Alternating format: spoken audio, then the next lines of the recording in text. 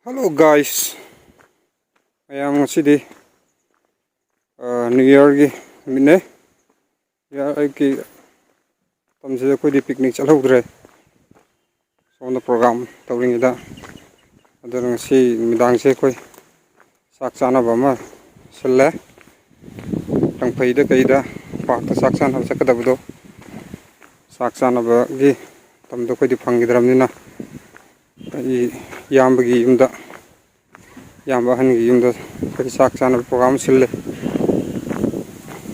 ai hojik satpa hore gari tong chattoine aduna mayam channel asibu nobu yengbibo oitaragadi subscribe tawbiyo like tawbiyo sanbiduna nungsibiduna channel asibu anobu yengbibo oitade subscribe tawsanbiyo ado mayam ayoraga kariki tawge do ko yengase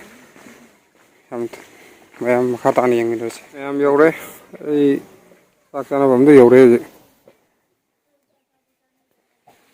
sangai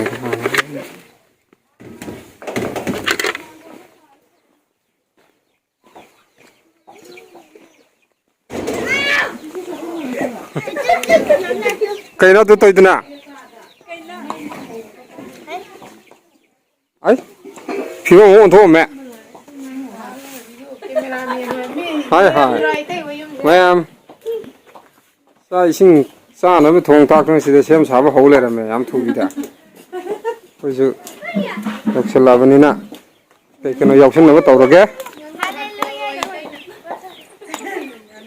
nganu hap yawge na phoige na lamni ne tawra ising sa lo ba tawra muti madra muti wala hanubi ma ma fakki Maria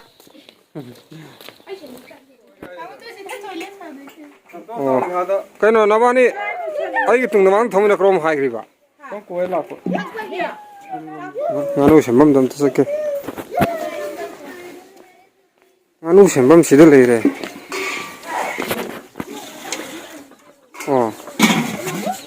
ai halabo nganu bo jangka khatlaga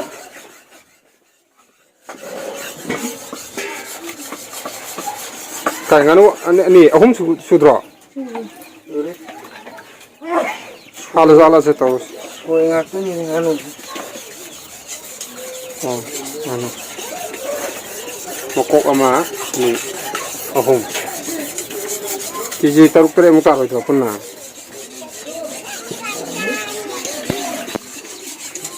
mai si ba Iya, saya itu hudram ni nak dang tahu lagi me. Cara tu ni dah. Sama anu bima ngan kita sini. Lau tahu ya mana. Okey. Ada sini nama tu. Iya. Mana kan kita tu ni masalah. Hoi. Nama ni lagi dia nak sana.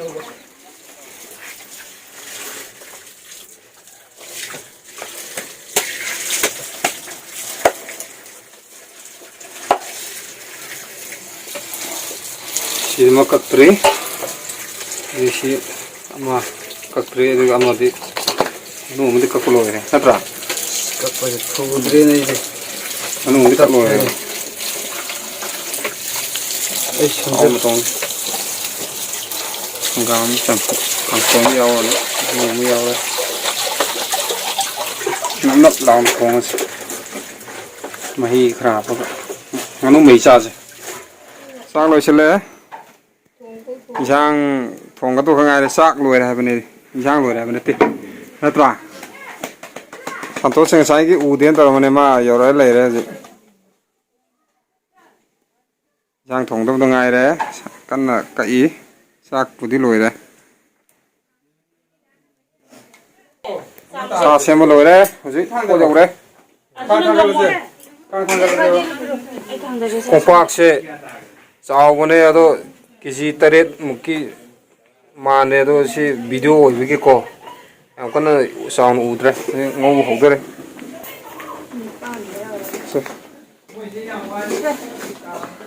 sembuda kai ga khara kharo ga taret mu taret khren phangba nipan mung keji ni pam mung le ko di ki ade marin nu ni te te me am tu nu kha do tare kre na phangi sem do kan da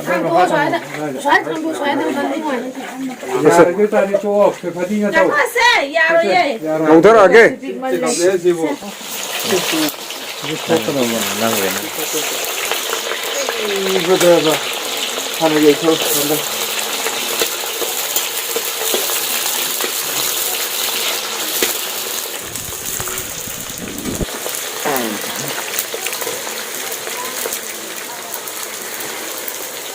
Cái nó dài thì tập trung ta đó. cheng Sinh. Sinh là mất luôn mà đúng. Đâu rồi bà.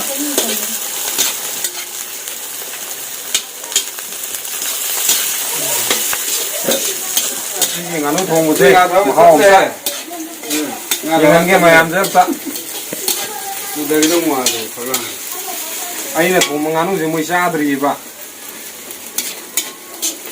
thong ra cái sao Đi xem bao lâu rồi mình sẽ khờ.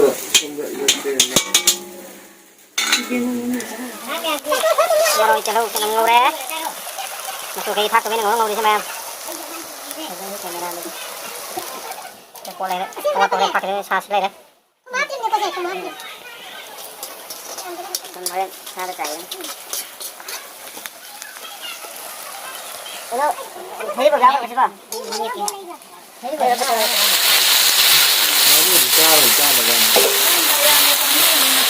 Yo cái này sao đến nào? Đi xa cái gì mà? Đến nào? Tập vui chứ? Cái trang cái thuộc cái. Đi xa rồi mà. Nhưng đi. Không có nào để cứu được mà ta đi. Rồi thì đi.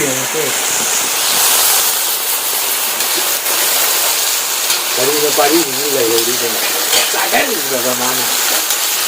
Baba mà thằng ta. Rồi ngoài rồi. Mai chân khớp của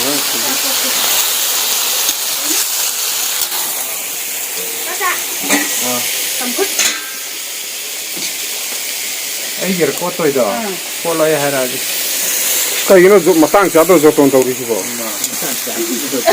nó thùng nó bị ta dùng tồn tàu lấy gì cái gì nữa cái này mà sao À, chứ người ta sao rồi?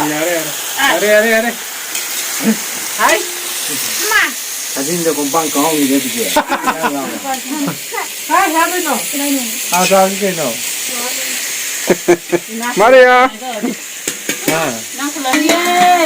con ba mươi cái nó Ai, mà chú thế tadi kau bawa tu piram tu kelang ke? Ha, pai dah boleh. Kau pasang dalam ni. có mấy tàu ấy giang mà hao có mấy tàu ấy mà tăng thay với đó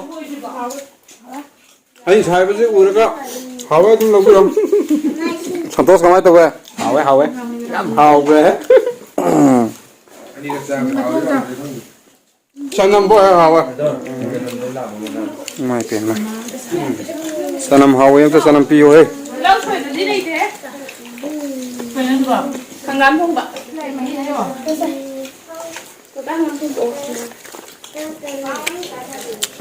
ấy thì nganu thùng bây giờ thùng muốn gì là hàng cam thùng thì cái này cao cao này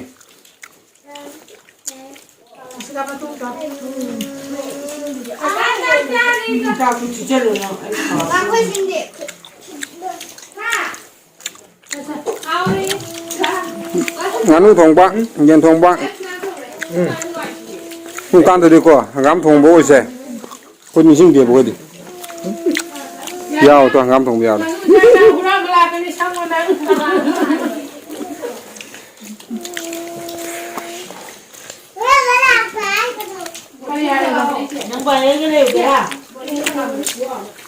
ấy năm mình cái sao phòng rất tan